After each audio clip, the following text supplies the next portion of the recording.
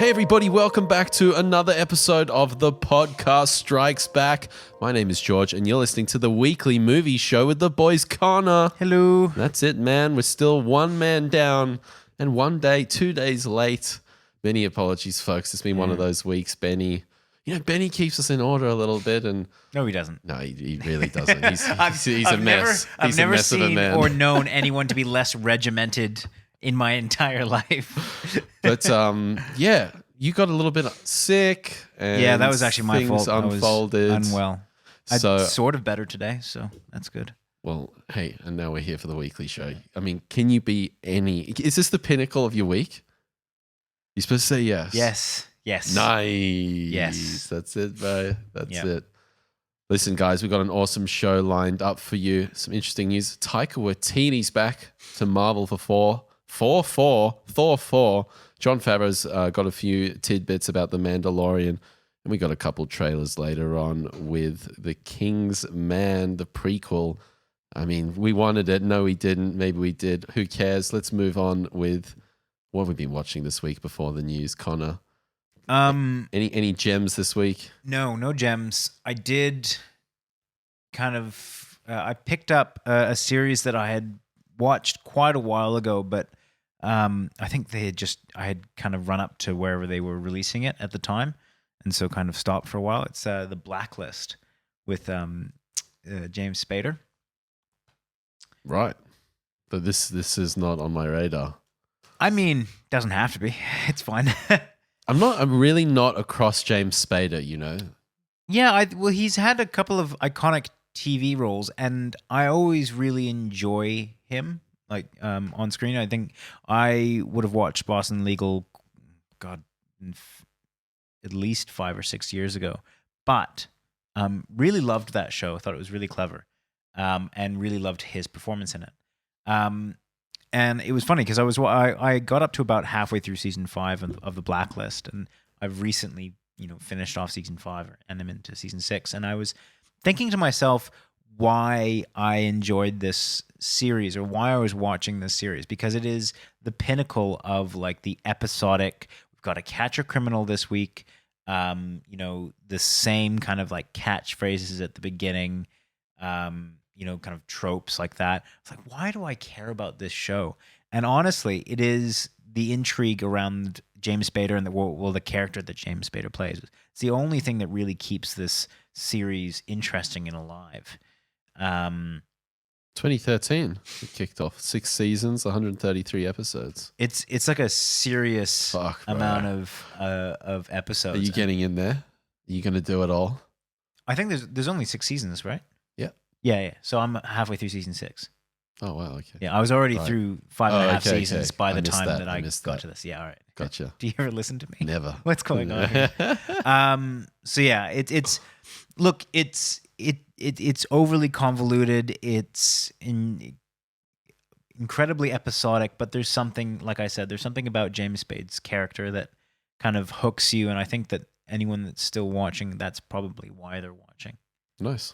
Which is really interesting. It's really interesting to see like an actor carry a show, like literally, like just that's the only really thing you tune in for.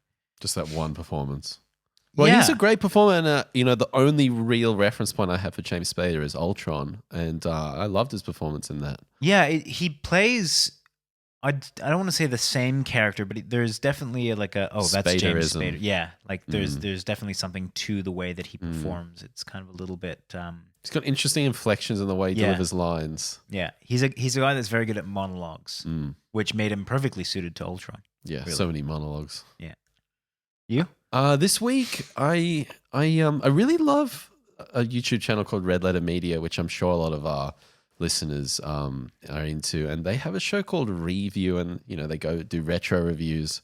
And I chucked it on one, and it was a John Carpenter film called In the Mouth of Madness, from 1994. Stars Sam Neill, and I was like, this looks awesome. It's like a horror thriller, lots of practical effects, got a bit of a twist on kind of a Stephen King author, talking about the reality and the manifestation of reality. And anyway, put this on, and I was blown away, dude. I was like, this is it. This is where it's at. Like, this is my perfect kind of movie, man. Like, it has a much stronger first half. The second half kind of it meanders a bit and comes together nicely at the end, but like it kicks off with this song, like this metal song comes in. And he wanted to get, I found out later that he wanted to get Metallica Enter Sandman as the song. And it sounds uncannily similar. Like it's like John Carpenter's version. And then, John Carpenter wrote all the music in his films. So now I've started listening to his albums because he's had this whole career resurgence where he started putting out albums. And they're really, really fantastic. Like it's got that very 70s, 80s synth vibe. It's killer, man. So I'm just on this John Carpenter binge. I'm really in a good spot right now, man. Like I wish you were where I'm at because this is a good place to be. Just so self-pleased with yourself. But it was so nice. I never heard of this movie, In the Mouth of Madness, and it was so cool to get like a real, just a nice little gem of a mid 90s horror thing that just it worked for me, man. Yeah, worked for me so bad, and I'm sure it would work for like a lot of other people wouldn't enjoy it, but man, I got a kick out of it. So that's awesome. I'm got this newfound appreciation for John Carpenter, and I'm kind of working my way through his catalog now. Yeah, how good. So that's it, folks. Thanks. It's been a good run. Great show. Yeah, we're that's out. it. That's where we're cheers. done. No, do you want to do the news? Yeah, I'm doing the news. Let's get your dirty Canadian hands off head that around shit. First up, guys, Taika Waititi is in the hot seat to direct Thor 4 for Marvel, and unfortunately, this is the end of Akira, seemingly, or at least It's been Waititi's delayed version. again, which is not the first time it's happened. So now this film, like we can talk about Thor 4, but let's quickly focus on Akira. Yeah. This film has been plagued by so many production problems, and it's never gotten off the ground. And I thought this was it. We reported on this a few weeks ago. Yeah, Akira's going. Well, it was really interesting because we didn't know how this was going to work. It was a really interesting director choice, but it seemed like more of a sure thing, like for once. And now it seems like that's going back to the drawing board. And I don't know. They've just said it's delayed. Who do you get in to replace someone like Waititi? He's got such a unique vision. I think they'll delay it until after Thor 4. I hope that's the case. Just put it on the shelf and let him finish his thing with Marvel. But the interesting thing is that he also had another project as well that got delayed, right? The Hitler. Did that get delayed? That got canned. So he's had a few things. I didn't think that one was canned. Okay, I thought it was a different project that was canned. I think that one's still going ahead. Oh, sorry, Jojo Rabbit. Yeah, Jojo Rabbit will release this fall. Yeah, sorry. that's still a go. And the director plays Adolf Hitler. Sorry, I'm thinking of the Michael Jackson one. I thought you were, yeah. Yeah. So that's coming out. Okay, my bad there. But it's a real shame. I'm really bummed out that Akira's not happening. And I thought that through his lens as a director, he would have been a great guy to bring Akira to the live action. I've never realm. seen Akira. You poor sod. I know, right? But it kind of seems like one of those impossible tasks, really. And in a way, it is. He seems like more of a director that doesn't want to paint within the lines. So I would find it I think it would be almost kind of interesting to see how he would handle adapting an existing property, and not even just the way with Thor, because Thor, he still got to create his own story. He was just using an IP, but Akira he'd have to use the story as well. And that, to me, I would find, it'd be interesting to see how that plays out. If that would limit him or... And even if you look at Thor, like Thor made some massive, like we're talking about Thor 3, sorry, the one that... Ragnarok, yeah. Ragnarok that he directed. That one even made some pretty major character changes. So I'd be interesting to see what he does with Akira, but at the same time, I think that's such a dangerous, or not even it's such an interesting pick for a director to handle a remake. Yeah, you can't bring a bog standard director to Akira. You have to bring someone with flair, vision. You don't because Steven Spielberg. I couldn't. I don't think that's a good choice. I really don't. Just because the Akira bike was in Ready Player One. Yeah, that's exactly what I was thinking. That's the reason. That's the criteria I'm working on there. Yeah, I feel like if you do a bog standard live action retelling, a la a Disney live action remake, Akira will not work, and it will bomb, and it'll be an incredible waste of money and time and effort, I feel. Yeah. Anyway, what about Thor 4? I mean, this was kind of this on is the the actual cards, story. right?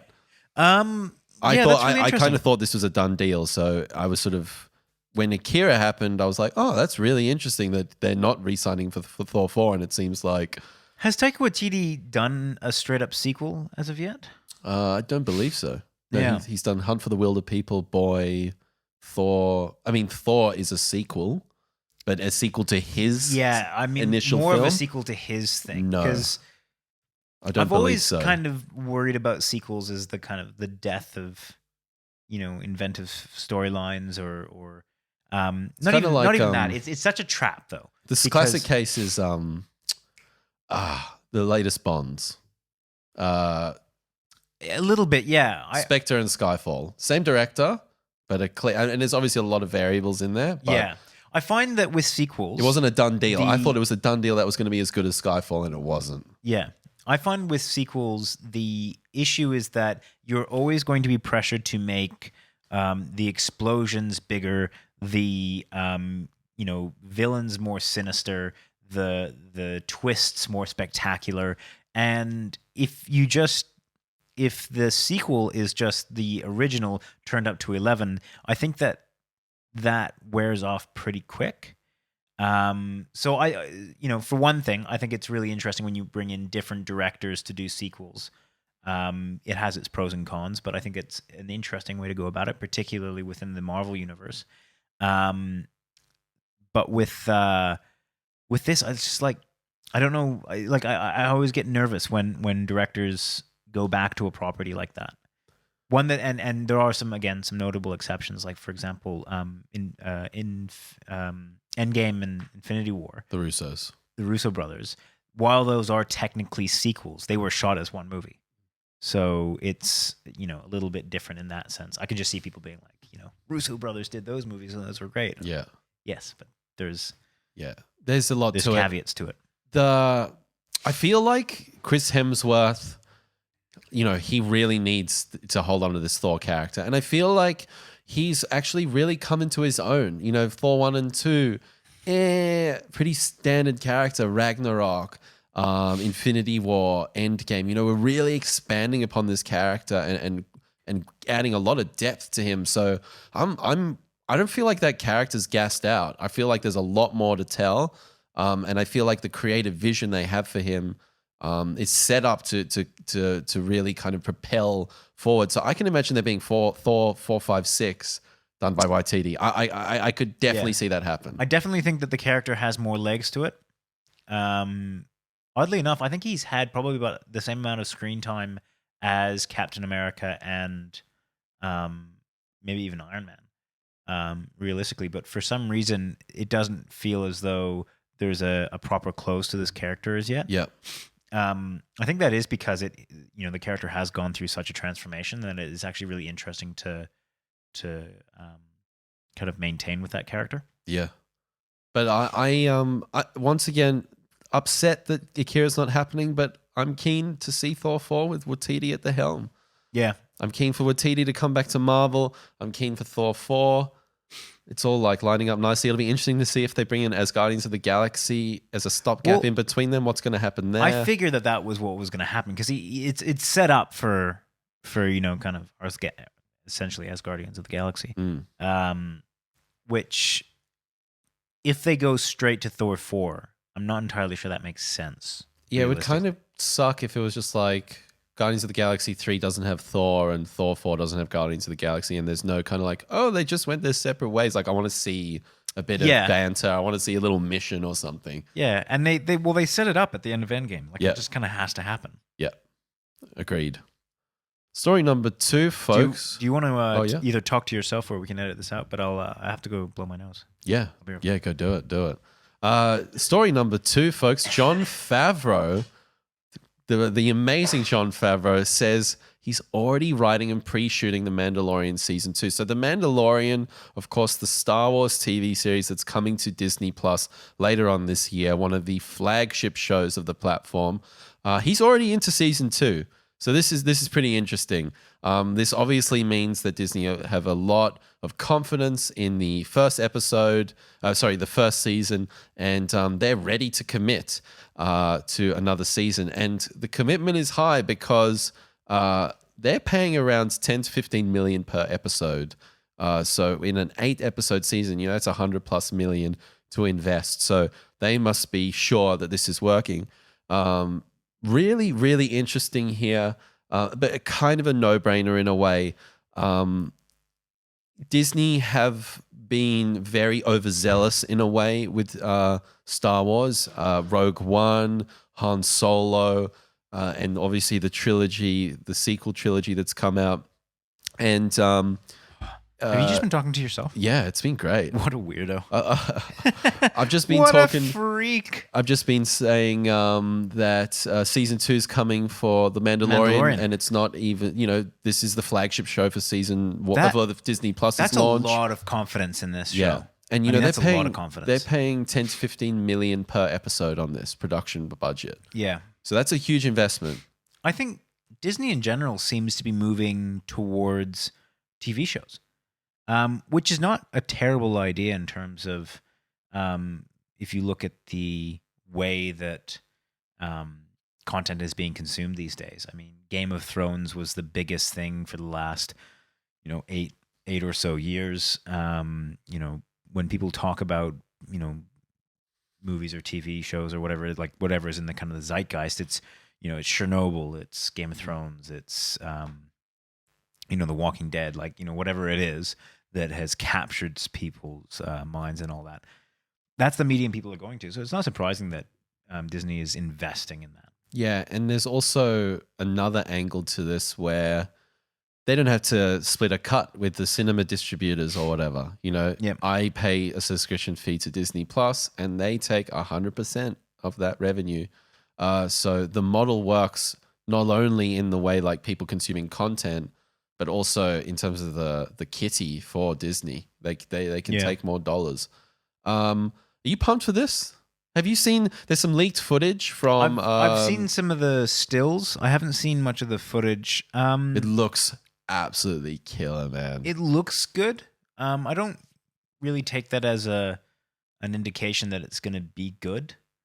In terms of the production design looks fantastic. That looks great. But Star Wars has never really been lacking on that. Definitely not. I mean, Han Solo is probably the best looking Star Wars film, if not one of the best looking films of all time. Solo? Solo, yeah. And the story's not there. Yeah, exactly. Right. And that's kind of what concerns me more than anything is just, look, hopefully they pull this off. And I genuinely hope they do.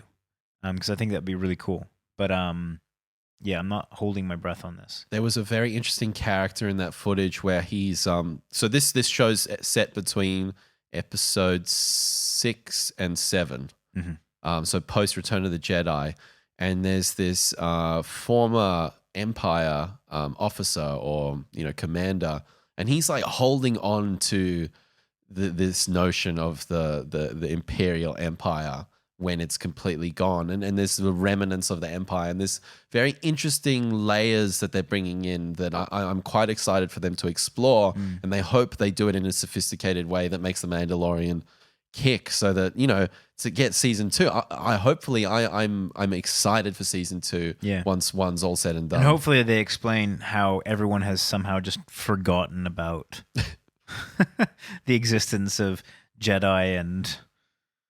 Yeah. Well, I mean, Star Wars has never really been consistent with that. No. In between the time from the prequels to the originals, they had somehow forgotten about Jedi. They've gone 30 years, bro. Yeah, and this is gone. Gone.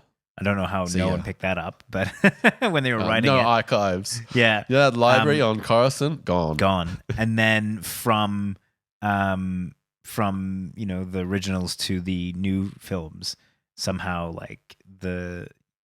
they've forgotten again. Yeah. They had time to not only build a temple or build a new school for the Jedi, but also had time to destroy it and then make everyone forget about it. Don't think about it too much. Maybe they'll man. explain it. Don't think about it too much. It'll hurt you. Story number 3. We've been talking about this a lot recently. Tarantino says a loophole would allow him to direct Star Trek without it being his final film. So Tarantino, throughout his whole career, he's built up this narrative that I'm only making 10 films. He's this film that's coming out later this year, Once Upon a Time in Hollywood, is his 9th entry. So if he were to direct this Star Trek film, it would theoretically be number 10. But does Tarantino want to end this amazing career on a Star Trek film? I don't know. Anyway, he said here's a quote from Cinema Blend. I do have a loophole. The idea was to throw a loophole into it, which would go, I guess Star Trek doesn't count. I can do Star Trek, but naturally I would like to end on an original. But the idea of doing 10 isn't to come up with a loophole, actually, blah, blah, blah, blah, blah. Basically, he's saying, he could do Star Trek and then end on an original 11 films. What are your thoughts here, Connor? Do you think he's actually going to do a Star Trek film? And would you be disappointed if that was his 10th film? He'll definitely do a Star Trek film, whether that means it's just him as a writer or a director or a producer, however he fits into that. I don't think there's any question at this point that it'll happen. Famous last words, though. Yeah, that's very confident, man. I feel like this is never going to happen. I think this is going to be another Akira. I don't know. I feel like, it's just picking up momentum. Yeah. Having said that, this whole loophole thing is like, well, I mean, if you're cited as the director, then you're the director. You can't work your way around that one. So what I think that if he does like a, quote unquote loophole, what that will probably be is he'll produce, and he'll be a very heavy-handed producer, and then get someone either like a no-name to direct or someone that knows him that isn't really directing. Totally. And he's done that a bunch of times. He did that. I mean, from Dusk Till Dawn, he directed half that film. That's not included in part of his 10 films, as it were. He also directed scenes in Sin City with Robert Rodriguez's film. So, I can definitely see it going down that way. Robert Rodriguez has done. I can definitely see it going down that way. I think, I personally don't think it's going to say on the poster, Tarantino's 10th film, Star Trek X. But, it'll be interesting to see how this all unfolds. And it's nice to see this is picking up momentum, because I feel like this conversation keeps going. It went away from a little bit. It was sort of like, is that Tarantino thing happening? And then it's come back the past few weeks. And I'm like, come on, let's get this going. Let's get this shit done. I feel weirdly confident this is happening. Yep. I think so too. We got some 007 news. So Lashana Lynch from Captain Marvel could potentially take over the Agent 007 moniker from Daniel Craig, which is in the upcoming Bond 25. Now, this has sort of been talked about a lot. Idris Elba's name's been thrown in the mix. Who's going to take the mantle from Daniel Craig? So this is a bit of a weird one, though, because it's a different conversation to the Idris Elba one. It's not taking over the Bond. It's taking over the moniker of 007. And in this movie, apparently, she gets the moniker like at the beginning or halfway through. And this was something that I was thinking about a lot, particularly for the last year or so, particularly since Idris Elba, his name was thrown into the mix, and for me there was a certain level of plausible deniability around whether all the James Bonds were the same person, right? And there's all these theories. You can find them online. It's really cool. About that James Bond is actually just in itself, the name James Bond is a moniker, including of like 007. Yeah. And that all the different actors they're actually different characters. The different people, but it's still the same continuity. Yes, exactly. And that, for the most part, doesn't that all kind of adds up if you look at all the films and you kind of go like, all right, well, that sort of makes sense. There was a quote, and I can't remember from which Bond it was, where he says, "This never happened to the other guy," which would go to suggest that there was a different James another Bond before. Bond.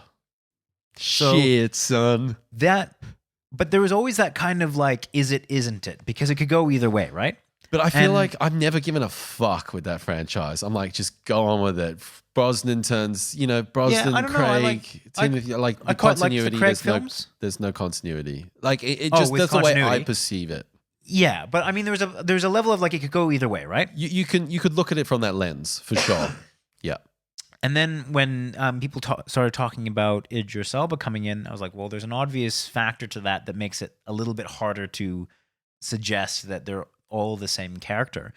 And the Bond franchise has a perfect out for that. There's absolutely nothing wrong with him being like, the James Bond name is in itself a moniker, and it just kind of gets passed on. Yeah. So yeah, I was quite interested to see how they would progress with that. This one I feel is a bit weird because I feel like they're trying to have their cake and eat it too. If you know what I mean, like they're trying, like that to me seems a bit weird. Like they're giving the moniker halfway through, but they're keeping Craig, and like it just kind of seems like, what would be cool is like if Daniel Craig basically becomes M. That would be pretty sick, man. And I would also like, what I loved about GoldenEye? I don't think it's the best film ever, but I loved that there was 006 in there. So I'd like to see more 00 agents. I'd like to see maybe like 2, 3, 4 of them, maybe even competing for the 007. Like, can we see something behind the curtain? I always loved that, and I wanted to see more, and they've never really done enough there. Yeah. In my books. I think it'd be really cool to see other 00s in there. But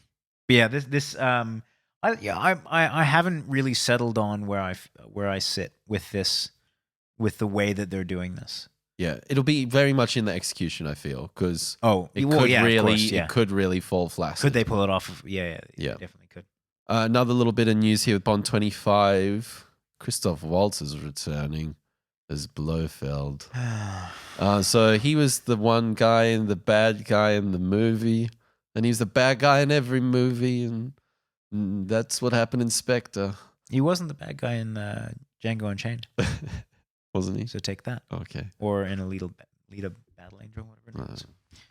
I really don't like this, man. I thought that was one of the weakest parts of Spectre when they tried to make it like, he's Blofeld, he's behind everything all this time.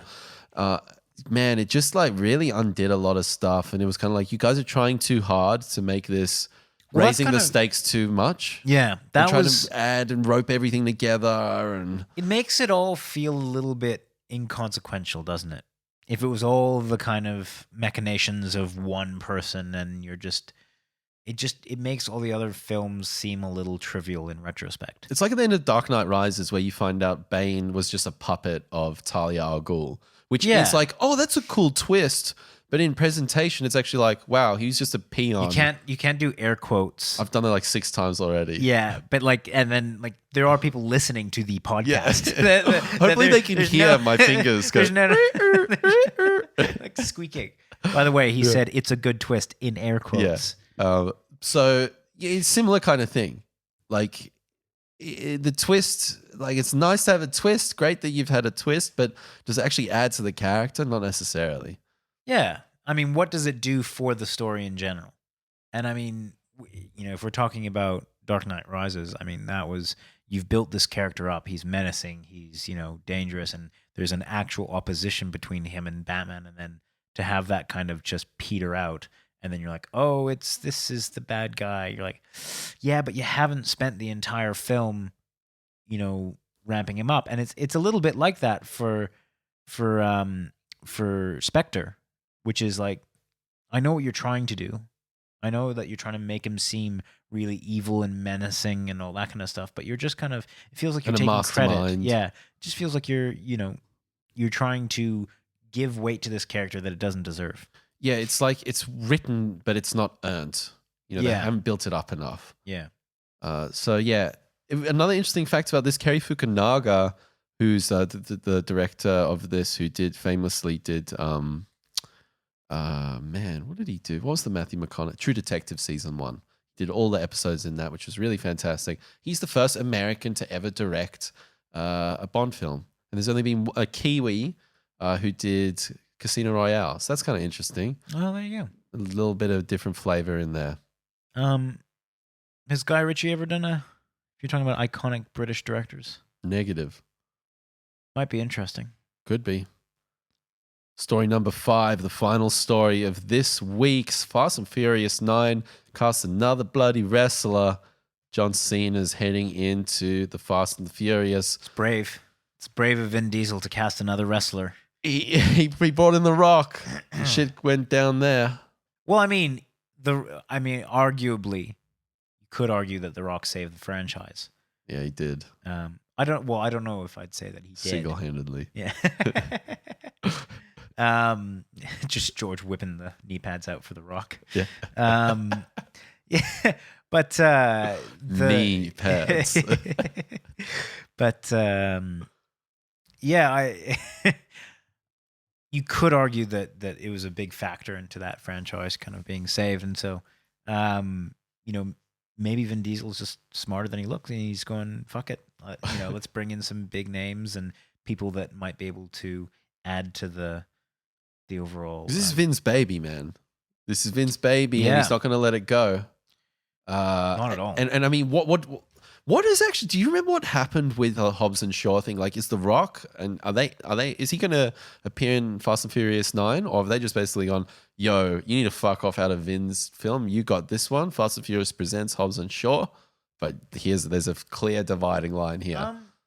I can't remember what happened there, but I can imagine what happened was everyone wanted to see a spin-off of Hobbs and Shaw, and The Rock obviously made that shit happen. And I don't think that was.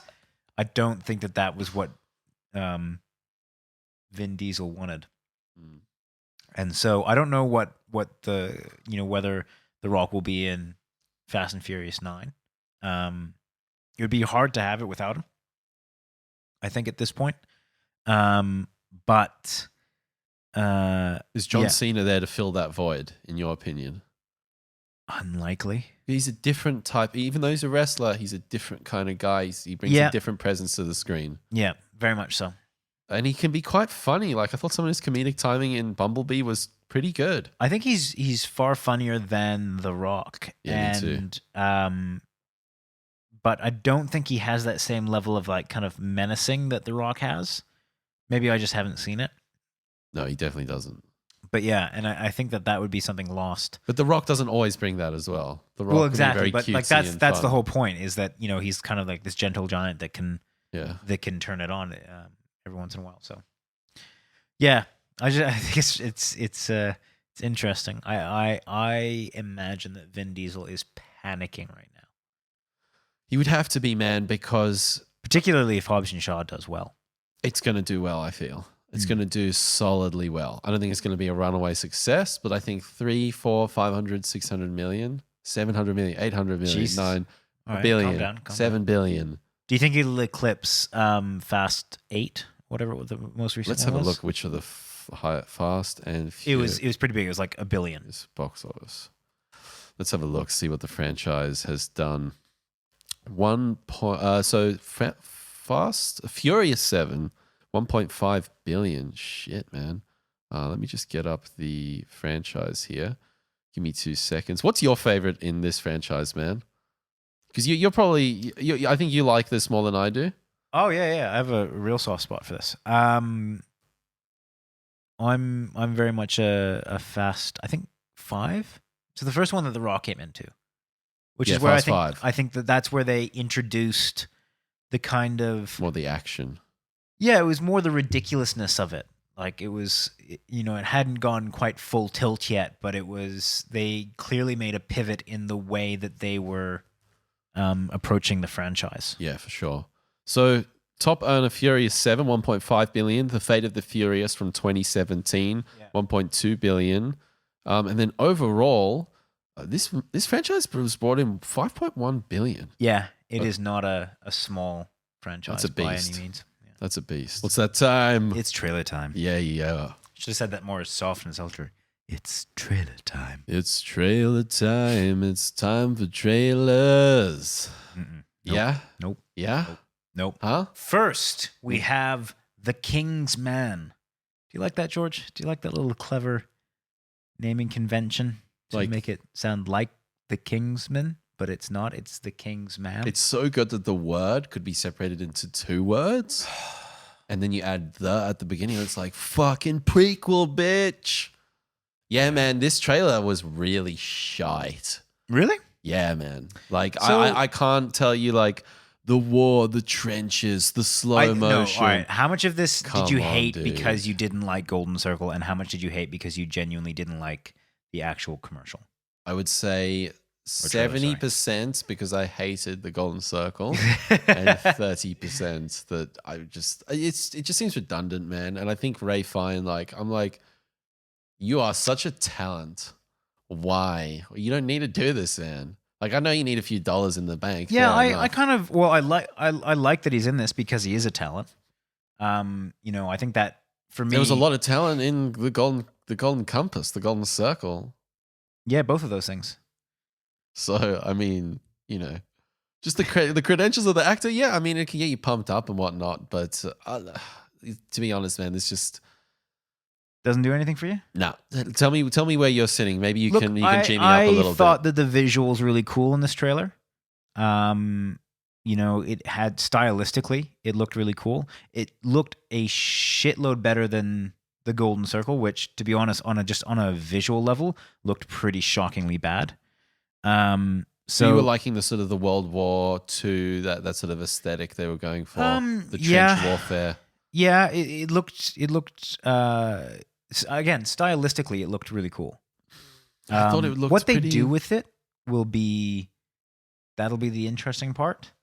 How they incorporate that into the story, but from a trailer perspective, for getting a kind of a stylistic understanding of how this movie might play out, I think that's kind of cool. Yeah, man. You lost me on this one. And I look forward to watching the first one again. I actually feel like I might put that on sometime soon because I think I need to remember how good it was. Yeah. I've done a rewatch of the first one since watching Golden Circle. Yeah. And I've got to say that, Not too long ago, right? Not too long ago, no. And the old one, it holds up. Yeah. Honestly. Like, it's such a... Samuel Jackson's awesome in it.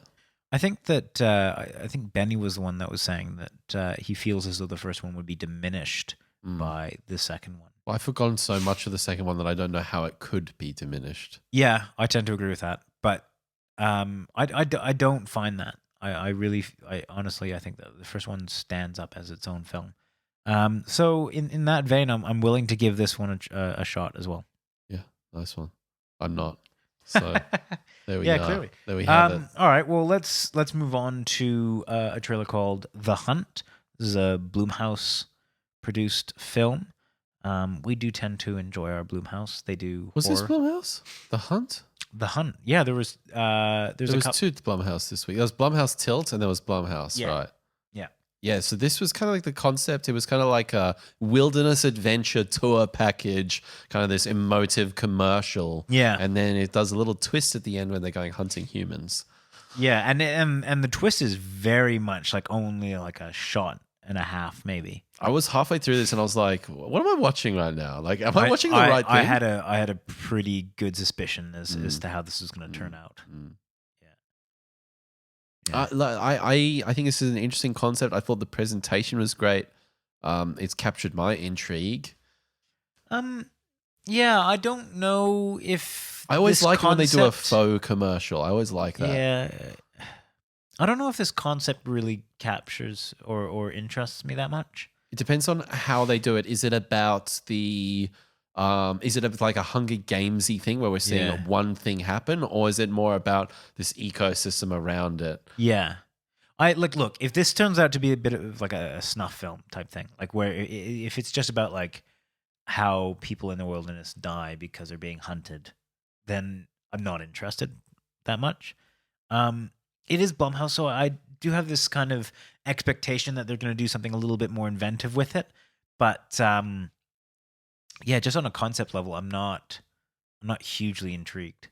Yeah, Oddly there's not enough in this right now to know exactly what is going to happen. It's just a teaser, right? Yeah. So it's just meant to drum up interest, and I think this trailer does a really good job of that. It's when you're right. It's when it gets in that snuff film, that gratuitous violence, that hostile Human Centipede 2 kind of thing. Well, it's not only just, but it's not just the violence. It's just that the point is the violence, and like that kind of becomes a bit. To me, that just becomes a bit boring. Yeah, I'm not into it. It doesn't do much for me. But listen, I love, especially when it's done to a new level. Damn, that nose sounds bad, man. No, I'm good. Why do you ask? Like Battle Royale. Love that movie. It's violent. Love it though. And it's not gratuitously violent, I don't think. It's stylistically Not from memory, violent. no. Stylistically violent. But I remember watching the original Battle Royale, and then there was at least like 6 movies after that had the exact same concept. Hunger Games. Hunger Games had enough about it that I think it escaped the trope of that movie. Everyone compares and says how Hunger Games is a ripoff of Battle Royale. There are other movies that are closer ripoffs. Can you name them? On this what is it live called? recording. Yeah, on the spot. No, I honestly can't remember the names of them. Do you know why? Because it's the fucking Hunger Games, bro. No, because all right, here's the main difference. The Hunger Games is as much about. I can't believe I'm defending the Hunger Games. It's about Katniss and the 3 fingers. It is as much, if not more, about the world around that as it is about the actual games, and that is what will make this one interesting. If it's just about a game where someone hunts a human, not interested. But if it's around what kind of world has developed that's something that's allowed, or how does that fit into the world we live in, or something like that, that's interesting. Yeah, fair enough, man. Yeah, fair enough. Yeah, I'll just let that one go. I'll let that one go. Very today. kind of you. Very kind of you. Yeah, I'll let that one go. Third on our trailer list, we've got Don't Let Go. No, this is Blumhouse Tilt. This is Blumhouse Tilt. This is about a guy that seems to. How would you describe it? His niece dies, and then he gets a call from her 2 weeks in the past, and he realizes that he has a chance to save his niece's life. I'm liking that Blumhouse is expanding beyond horror, and I think a close relation to horror is thriller, and they're going down that path. I think this is awesome. I love a good thriller. Love this time loop concept. Yeah, it's a cool concept. See, this is a concept that really kind of interests me a little bit, and I'm really interested to see how they structure it as well, because there's a whole bunch of options when you talk about time travel. Whether this is he protecting, or is he helping a niece in a different timeline? Is he presumably going to change the present? All that kind of stuff. And let's put a prediction in here. He's gonna kill the niece, and that's the loop, bro. That's the loop. How would that work? Don't know. He isn't traveling in time. He's calling someone in the past. He is the niece. So presumably he will always be 2 weeks ahead of her. He will be. So how would he? No. No. He is the niece. They are one. Yeah. Oh, okay. Good. We're going with a bit of what is it called? Predestination. Yes. Vibe. Oh, that's a killer movie. Right. If you guys haven't seen Predestination, do us a favor, watch that movie. We've recommended this before. And there's been a bunch of people that have hit us up and said, thank you. Yeah. Thank you, sirs. Honestly, this is actually a movie that is worth watching that probably wouldn't have gotten an awful lot of hype. Yeah. What has it got? Ethan Hawke in it? Yes. And the Spurious Brothers. I was going to say Spurious Brothers. The Nefarious Brothers. Let's finish up with question of the week. We've got an awesome one from our boy, Dom. And I'm going to say your last name wrong, man. Bufardeci. No, it's a Bufardeci. Bufardeci. And with the hand gesture as well, if you're watching on YouTube. Question here. How do you think Marvel will introduce the Fantastic Four and the rest of the Sony-owned characters? Let's just change that to Fox, because Disney owns Fox, not Sony. So I think that's an important thing to bring in here. And Fantastic Four is was owned by Fox as well. Yeah. Yeah. along with the X-Men. So Yes, Sony I'm assuming that owns. he means Don. That you mean Fox. Yeah. This is something that we have talked about a little bit. I think that they will do it sparingly. I'm particularly with the X-Men. That's a long way off. That's a long way off, and honestly, I have no idea how they're going to actually do that, because the whole X-Men storyline thing, the whole, I guess, point of it, not the point of it, but one of the key things is that mutants and all that have been known to the world for quite a while. And in the MCU, mutants have never been mentioned before. So that poses a little bit of a problem for them bringing them into the universe. There's a lot of ways they can work around that. I mean, sorta, but not really. Like they could just have them have been secret, and this is when they find out about them. Yep. But that kind of takes away a major part of what the X-Men are. Yeah, they're gonna, like, the societal level at which the old ones were examining, different types. Like, It was about prejudice, essentially. yeah, It was basically exactly. a thinly veiled commentary on racism. Yeah, exactly. And I don't think the MCU will necessarily want to dip their toes too heavily into those kind of idea baskets, because Why? they want to keep it pretty vanilla. It's Disney, like they don't want to really bring in. They haven't really been too afraid to jump into that basket so far. Like with what? Captain Marvel. Can you expand on that a bit? Like, from what angle do you mean? Well, the MCU Like, what does has not Captain been Marvel shy about, examine in terms of, like? sexism, prejudice against women. Well, I mean, yeah, And they're there's some not too subtle about it conversations. Yeah, either. there's some. Yeah, And to that fact that they marketed, but I feel like they thinly veiled compared to how the that X-Men was approached not it. thinly veiled. Thinly They veiled, had- as in, there's like, it nothing- wasn't interwoven into the story. It was Yes, like it a little was. conversation. No, okay, stop it. No, it was very much woven into the story and very much woven into the marketing. Same with Black Panther. And I'm not making a value judgment on it, good, bad, or indifferent. I'm just saying that they have not hesitated to wade into those waters. I just So I don't don't see think- why they would stop with that. Yeah, I guess from my perspective, I'm just thinking, like, Disney, they're not going to open, like, when these conversations happen, like Black Panther, for example, like, what conversations really spurred from that? It was like, no, like, finally we've got a black superhero, we've got an African, we've got the location is Africa. Like, that's the conversation from it. It wasn't like examination of Okay, you're racism saying, or like, something. But I mean, the So it's original. thinly veiled. I mean, like, yeah, it's there for sure. Yeah. But It's that's- in the marketing, but it's not like, I felt like the But X-Men. that's what X-Men is. It's a thinly veiled commentary. No, on but I racism. think it's like, it's more integral in the story. Like Magneto's, all of his mindset and all of the things that inform his character and his decisions are that fact that he's a minority, or he's got that chip on his shoulder. Yeah. So, like, and to be honest, I think the MCU might even be able to.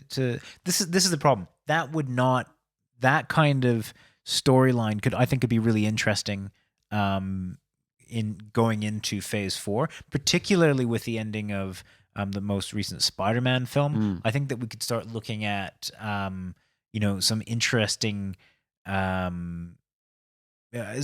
ways in which superheroes are viewed, and particularly with the I think it was, who was it? It was Feige that was saying that the majority of Phase 4 will be happening out in space. Yeah. So I think there's some interesting things you could do with how superheroes are viewed back on Earth. So yeah, I don't think that there's any problem with that concept. The problem that I find is that they just, how do they weave them in? And more to the point about, like, how would they do, because the actual question was around Fantastic Four, yeah. Fantastic Four.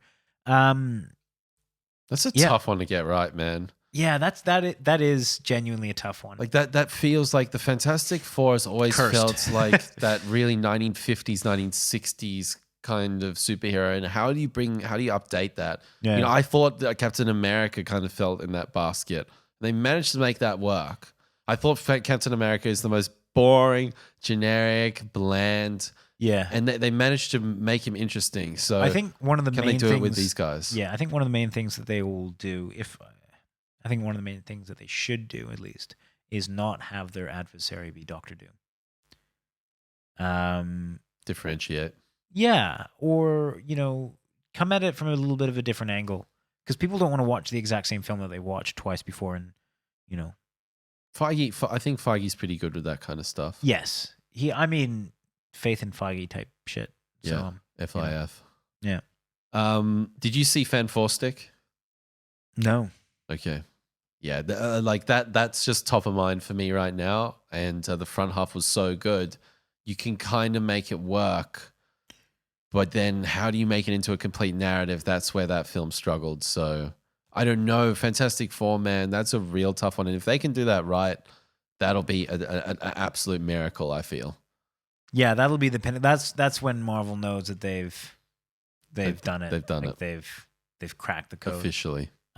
As a kind of a side note, if Sony were to give up all the rights to Marvel characters, like all Venom and... Yeah. Do you think that we'd start seeing more integration of kind of like the Spider-Man universe? Yeah, for sure. Yeah. I mean, Venom? Yeah, but it would be like, how would they reboot Venom? Like, would Tom Hardy be in the MCU? No. I honestly don't think that Venom movie has any place in the MCU. It doesn't. That would immediately be my worst MCU film. No, if I had to rank all the MCU films that I've seen, that would immediately be on the last. Like that would be below the Incredible Hulk? Yep. Wow. I can't describe how much I found that movie to be a disappointment. I mean, I found it an appointment. You guys are so much more lenient on that film. I'm a lot more lenient. And I think that part of my strident, I won't say hate of that film, I'd say my disappointment of that film is because you seem to like it so much. I'm like, I don't understand this. Well, I've only seen it once. And I don't know, I just had enough of a personality to cut through from all the noise. Yeah, but not just like people say, people can have shit personalities. Like just saying it has a personality, okay, great. Oh yeah, but I think when I say it has a personality, I mean it has a distinct personality and a fun personality and something that captures my attention. You have to put a descriptor beforehand, otherwise it's just saying that.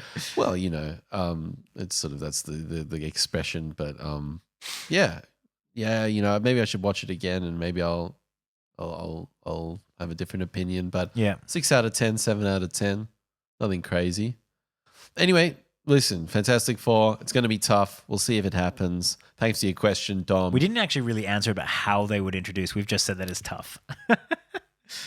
I don't know how. I mean, they're scientists, so you got to come at it from more of that Iron Man, like tech-based. And it's tough. It's just like stretchy guy in the MCU. Like, I just can't really see it. It's a bit too much of a ridiculous power. I can't power. see it. I don't know how that works.